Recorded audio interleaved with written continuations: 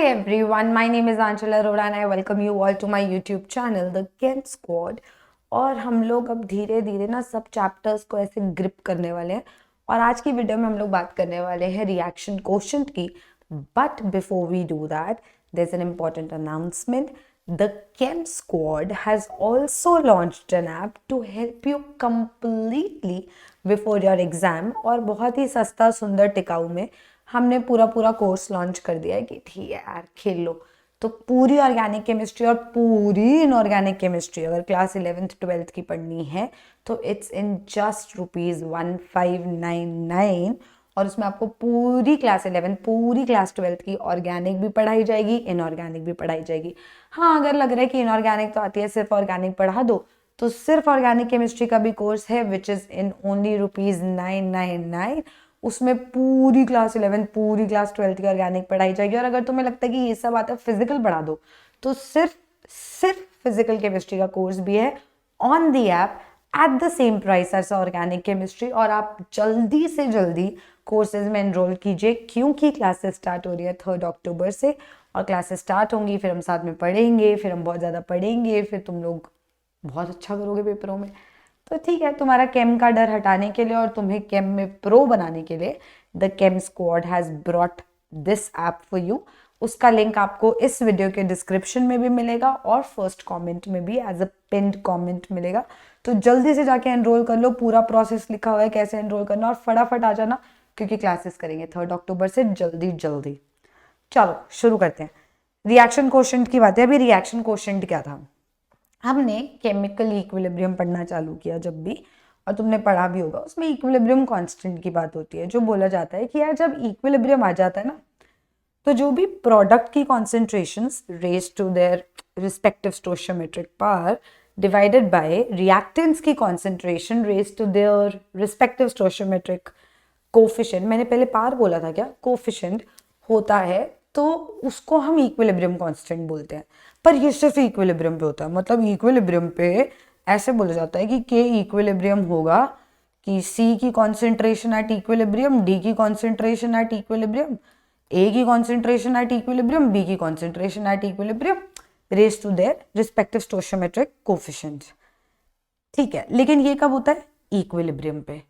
अब पूरा टाइम तो हम ऐसे नहीं कह सकते कि अच्छा रिएक्शन चालू है, ले लेंगे कॉन्सेंट्रेशन, नहीं अभी इक्विलिब्रियम नहीं है, अब ले लेगा, अभी इक्विलिब्रियम नहीं है। और अगर ले ली मान लो कॉन्सेंट्रेशंस की रेशो, तो उसका कोई नाम ही नहीं होगा क्या, उसका नाम होगा, और उसका नाम होगा रिएक्शन कोशेंट। तो रिएक्शन कोशेंट क्या है, कुछ दिक्कत की बात नहीं है, वो वही product of concentration of products raised to the power their respective stoichiometric coefficients divided by the product of concentration of reactants raised to their respective stoichiometric coefficients। इसी रेशो को रिएक्शन कोशेंट कहते हैं eight any other time equilibrium के अलावा। कि equilibrium छोड़ के तुमने कभी भी ये रेशो ऑफ कॉन्सेंट्रेशंस लिया तो इसका भी एक नाम है, इसको भी कोई बिंटू पिंटू टाइप की चीजें बोलते हैं विच इज रिएक्शन कोशेंट। ऐसा नहीं होता कि वो बेनाम है, उसका कोई नाम ही नहीं है। तो अगर इक्विलिब्रियम को छोड़ के किसी भी और समय में हमने यही रेशो को ऑब्जर्व किया तो उसका नाम होता है रिएक्शन कोशेंट। तो उसका कार्यक्रम क्या है, क्यों कर रहे हो आप अपने साथ ऐसा, जब इक्विलिब्रियम पे कॉन्सेंट्रेशंस ले ही रहे हैं तो आगे पीछे क्यों मेजर कर रहे हैं, क्योंकि पता भी तो करना है इक्विलिब्रियम आया है कि नहीं, है ना। और अगर इक्विलिब्रियम नहीं आया तो कैसे लाया जाए, उस काम को करता है रिएक्शन कोशेंट। रिएक्शन कोशेंट ये बताता है कि अगर अभी तक इक्विलिब्रियम नहीं आया तो रुकिए, डरिए नहीं, इक्विलिब्रियम आ जाएगा। कैसे आएगा वो ये रिएक्शन कोशेंट बताता है। ये हमें एक आइडिया देता है कि हम इक्विलिब्रियम तक कैसे पहुंच सकते हैं एक रिएक्शन में। चमका, गेम समझ आ रही है क्या हो रहा है। अब जैसे मान लो ए और बी रिएक्ट कर रहे हैं सी और डी बनाने के लिए, ऐसे रैंडम रिएक्टेंट्स रैंडम प्रोडक्ट्स, और मैंने शुरू में ना, बिल्कुल शुरू कर रही हूँ मैं, तो मैंने 1 चम्मच ए डाला पानी में और मैं खड़ी होगी देखने के लिए कि देखते हैं रिएक्शन कहाँ जाएगा। तो मैं तुमसे पूछती हूँ कि मैंने सिर्फ ए डाला है और ए 1 मोल है, ठीक है, रिएक्शन कहाँ जाएगा, फॉरवर्ड या बैकवर्ड, या कहीं नहीं, रिएक्शन कहाँ जाएगा, सोचो जल्दी से कमेंट में बताओ कहाँ जाएगा भैया रिएक्शन। रिएक्शन कहीं नहीं जाएगा, कहीं नहीं। क्यों कहीं नहीं जाएगा रिएक्शन, दूसरा रिएक्टेंट ही नहीं डाला यार, ए बैठा है बोल रहा है भाई बी तो डाल दो। रिएक्ट किससे करना है? पानी से। क्या पानी से थोड़ी रिएक्ट करेंगे, बी डालोगे तभी तो रिएक्शन होगा। सी और डी बनाने के लिए ए और बी को रिएक्ट करना है, जिसके लिए बी तो आप डालना भूल ही गए महाशय। तो अगर आपने दूसरा रिएक्टेंट ही नहीं डाला तो आप डायरेक्शन ऑफ रिएक्शन कैसे बता सकते हैं? रिएक्शन ना फॉरवर्ड जाएगा ना बैकवर्ड जाएगा, कहीं नहीं जाएगा। ठीक है, अगला सवाल।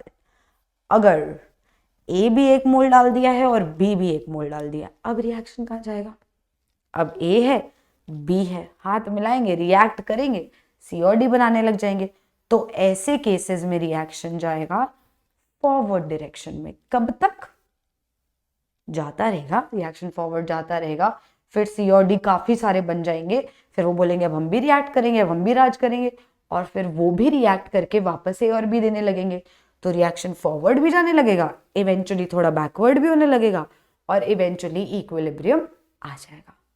तो अगर कोई तुमसे ऐसे पूछे कि मेरे पास A B give C D है, ये रिएक्शन है और ये रिवर्सिबल रिएक्शन है, और मैंने ए और बी 1-1 मोल लिया है, तो सोच के बताओ रिएक्शन कहाँ जाएगा? तो तुम बोलोगे यार सीधा जाएगा, फॉरवर्ड जाएगा, सी और डी बनाएगा। अगला सवाल, अगर वो बोले कि नहीं नहीं ए और बी उड़ा दो, मैंने सी और डी डाल दिया 1-1 मोल, और तुमसे पूछेगा कि रिएक्शन कहीं जाएगा क्या, तो तुम डरने का नहीं, ये मत सोचना कि रिएक्शन कहीं जाएगा क्यों।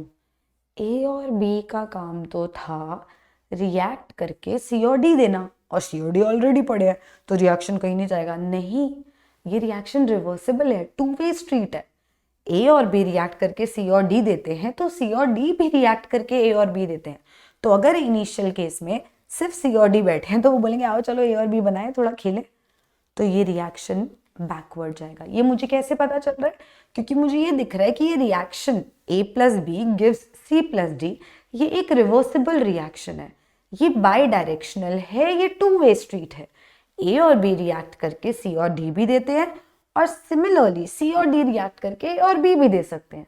तो अगर मेरे पास कंटेनर में सिर्फ सी और डी है, तो वो लोग रिएक्ट कर जाएंगे और वो ए और बी दे देंगे, और फिर इवेंचुअली इक्विलिब्रियम आएगा, सेम स्टोरी रिपीट्स। ठीक और है, अगर मेरे रिएक्शन मिक्सचर में ए बी सी डी चारों चीजें हैं, मैंने डब्बा लिया, उसमें मैंने 1 मोल ए, 1 मोल बी, 1 मोल सी, 1 मोल डी डाल दिया, और मान लो वॉल्यूम ऑफ द कंटेनर, मान लो वॉल्यूम ऑफ द कंटेनर है 1 लीटर, तो रिएक्शन कहाँ जाएगा? क्या रिएक्शन फॉरवर्ड जाएगा? क्या रिएक्शन बैकवर्ड जाएगा? क्या रिएक्शन इक्विलिब्रियम पे होगा, या हमें नहीं पता कहाँ जाएगा? क्या लगता है? ये 4 चॉइसेस हैं, आपका समय शुरू होता है अब। क्या लगता है कहाँ जाएगा? अगर तुम ऐसे सोचो कि ठीक है मैम, कॉन्सेंट्रेशन ऑफ ए हो जाएगा 1 mole upon 1 litre which is 1 molar, यही कॉन्सेंट्रेशन ऑफ बी भी होगा, यही कॉन्सेंट्रेशन ऑफ सी भी होगा, और यही कॉन्सेंट्रेशन ऑफ डी भी होगा, और आप ये बोलो कि अच्छा इक्विलिब्रियम कांस्टेंट तो 1 × 1 अपॉन 1 × 1 1 हो जाएगा, ये वैल्यू मैम 1 है, ये तो इक्विलिब्रियम पे है। किसने बोला इक्विलिब्रियम पे? What is the definition of equilibrium? क्या इक्विलिब्रियम ये कहता है कि इक्विलिब्रियम पे सारे रिएक्टेंट्स और सारे प्रोडक्ट्स की कॉन्सेंट्रेशन 1 मोलर हो जाती है? क्या इक्विलिब्रियम ये कहता है हमें? I don't think so.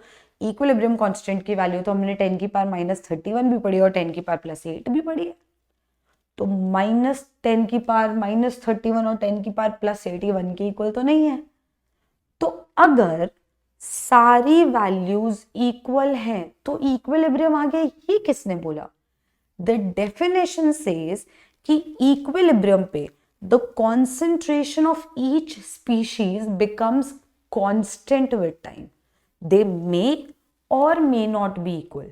The concentrations of reactants and products become constant with time at equilibrium. They may or may not be equal, but they are definitely constant.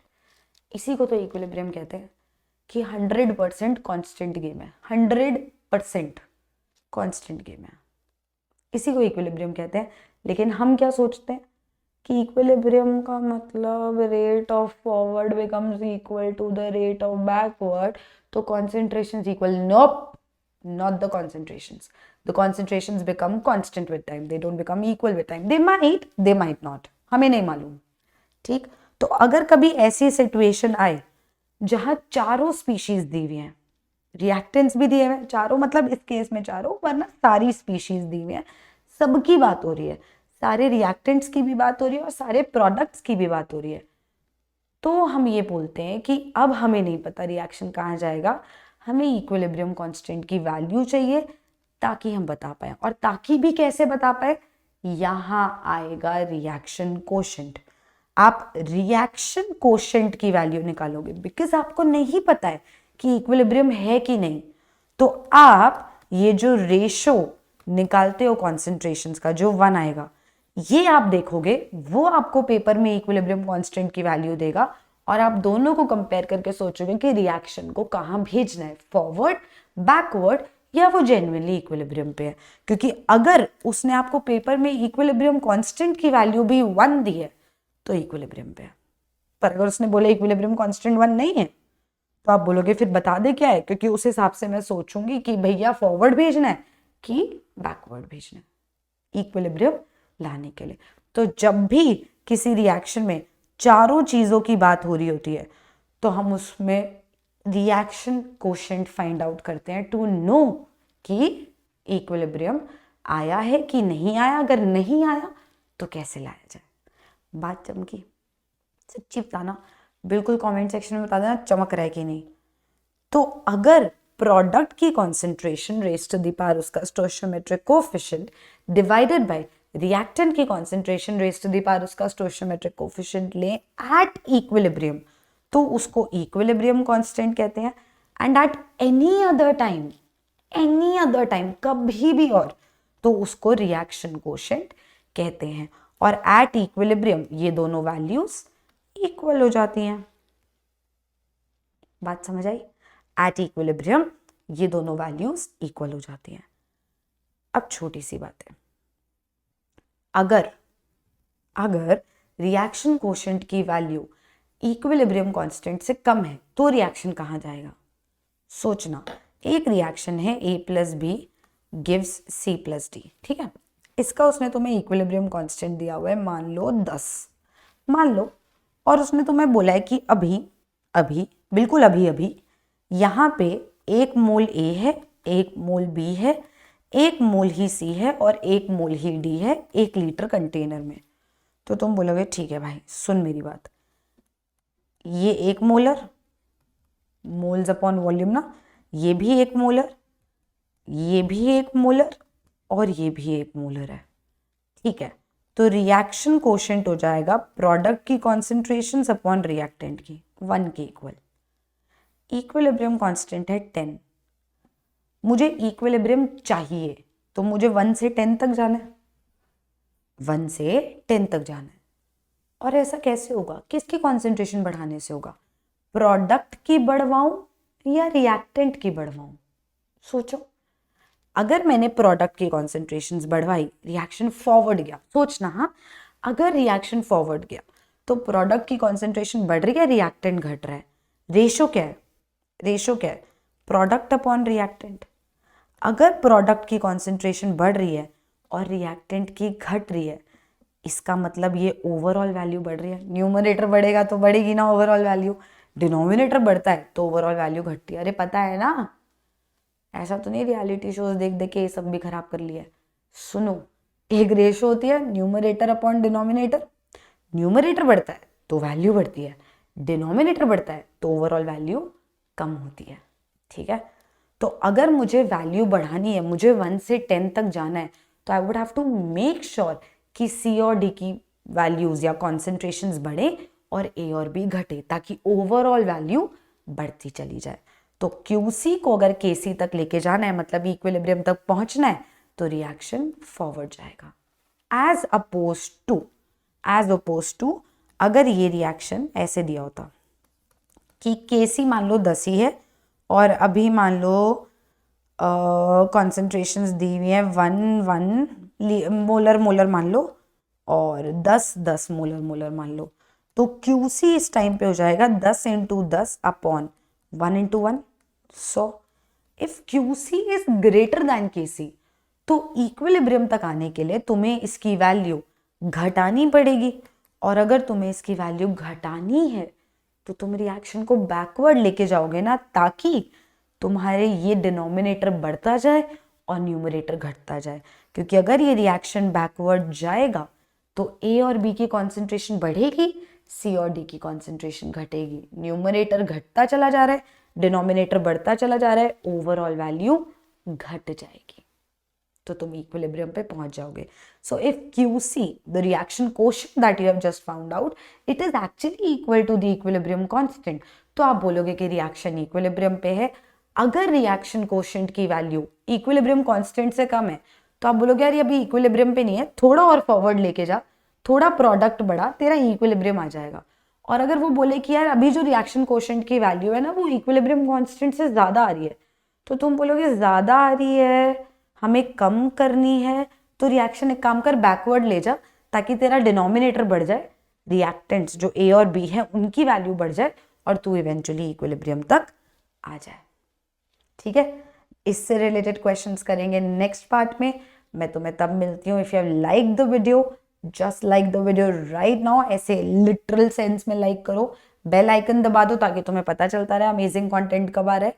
और also subscribe नहीं किए अब तक, M ही देखी जा रहे हो, subscribe कर लो चैनल को। ऐसा कैसा आलस होता है यार तुम लोगों में, सब्सक्राइब करो चैनल को और फिर वीडियोस देखो और फिर शेयर भी कर लो लोगों के साथ। और केम स्क्वाड ऐप आ रही है, उसके बारे में तो मैंने बता ही दिया है। तो अगर पूरा कोर्स मेरे से पढ़ना है तो केम स्क्वाड ऐप पे जाके एनरोल कर लो फटाफट।